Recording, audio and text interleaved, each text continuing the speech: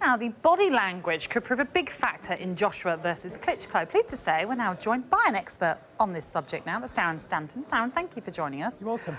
We've got you to look at the weigh-in from earlier on. What have you been able to learn about the boxers from that? And let's start with Klitschko first of all. Yeah, sure. So in terms of like general posture, gives a lot away in terms of how the fighters carry themselves. So Klitschko, being obviously the experienced fighter he is, you know, he's very much the showman. So we can see as he walks into the weigh-in and onto stage, you know, his posture's quite upright, trying to make himself as large as possible because he feels that obviously, you know, he is going to be the victor. Joshua, for example, by comparison, is more internally confident. And we notice during the weigh-in, you know, as he's talking to your colleague, he also at times turns to face the audience. So he wants to make it more of a kind of an audience participation almost. So it's not just about him; it's about everybody. And you may have noticed he had the headphones on, well, actually around his neck. Sure. Anthony Joshua. I mean, does that give off any kind of signs, or is it just a sign that he likes listening to music on his way into the ring? I think generally he's trying to keep it quite informal. I think that's kind of the sort of guy he appears to be, quite humble, trying to keep grounded with his position. And the fact that he's not following convention by taking the headphones off kind of demonstrates the sort of person he is. As is tradition, after a weigh-in, the two met face-to-face as ever. What did you make of that, the eye-to-eye contact? I think, again, that's all part of it. And general eye contact with people is 3 to 5 seconds. And they say that if you look at someone in the eyes for longer than 5 seconds, you either love them or hate them. So in this context, obviously, they're going to be fighting, aren't they? I'm going to be thinking about what I'm doing now. So yeah, in that respect, I think the fact was they sort of smiled at each other as well. So it's probably not the same as a lot of other fights where each fighter's got, you know, utter contempt for each other. I think they've got mutual respect. I think that's what comes over from the way that they carry themselves. Yeah, they certainly do. We interviewed Klitschko straight after the weigh-in. We'll play a clip now. Just what sort of things should we be looking out for? Let's have a listen to the clip first and we'll come to you afterwards. OK. Lennox Lewis has tipped Anthony. He thinks early in the fight.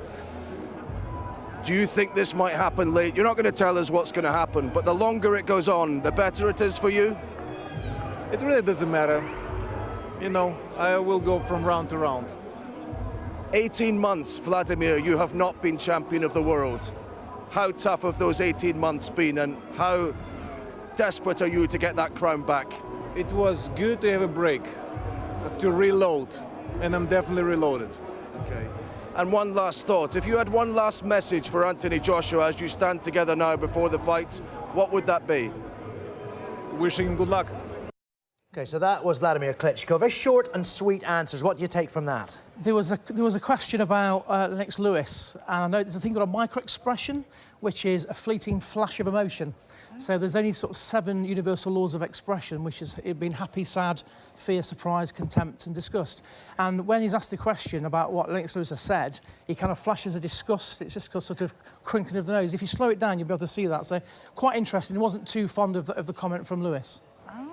This is fascinating. So the question got under his skin a little bit, perhaps? A little bit, absolutely. Okay. And then he also changed his eye pattern because he went from looking sort of down for the answers to looking up, which is like, it says to me there's a change in emotion very subtly. OK, so that's Klitschko. We're obviously going to have to do the same for Joshua. Let's have a listen to how Joshua spoke.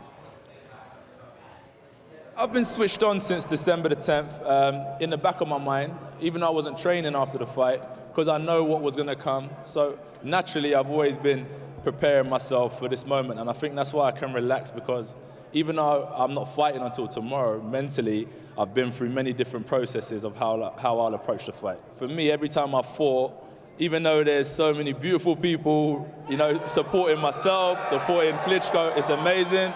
Listen, anyone in this room can become champion. That's what I'm saying. I'm trying to show people it doesn't take rocket science. You just got to have a bit of heart, determination, and then that can go far. Someone's going to win, and then someone's going to continue with their career. And I'm very confident that's me. OK, so what signals was he sending out? Sure, so very different to Klitschko, where Klitschko is very sort of stoic and quite rigid. Joshua's potentially very much the showman, but he's a lot more animated, as we can see.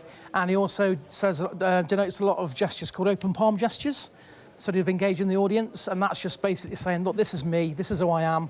And again, you know, faces the audience and very much wants them to be part of it.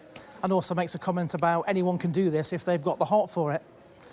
So, you know, I think generally what you see is what you get. Which I don't believe for a second. There's a lot of I'm work. looking at it in a whole different way now. It's fascinating. Goodness. If you were to try and compare the two then about who's had the better day, for example, with the body language, which one do you think's come out on top? And perhaps what advice would you give them if you were telling them how to prepare for it to do it again? I think Joshua basically appears to be the more relaxed man, just generally because of his breathing and his shoulders are down and he's just quite relaxed. Whereas I think Klitschko is very much on show. I think he's very conscious of the perception that he's giving off. So it's all very much a show, I think. And again, you know, his strapline is obsession, isn't it? I think it is obsession. So yeah, I think Joshua really is a more relaxed man. But can they bluff it? Can a fighter bluff it and convince you, or do you think there are always giveaway signs?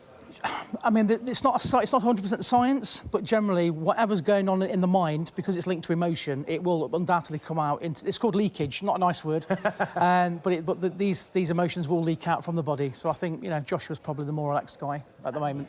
And I guess finally, we've got to ask about what kind of people use this body language analysis. Is it becoming popular in sport to do that? Absolutely. I mean, I assess sort of largely politicians, public figures, celebrities. I train people as well in terms of how to kind of carry themselves, and also get to train HR people to spot people when we're being deceptive during job interviews, things like that. So there's a lot of applications to this sort of stuff. Well, you know, you've sat here for what, 4, 5, 6, 7 minutes. Sounds a navel-gazing question to ask, but what do you make of how we're doing here? Do we actually get on? Absolutely. I think you're open and honest, and exactly what you see is what you get. So so we can fool you. It's possible. Not the first, you're not last. That's absolutely intriguing. Thank you very much Thank you very for much. coming Thank in you. and telling us about that. Thank you. There you go.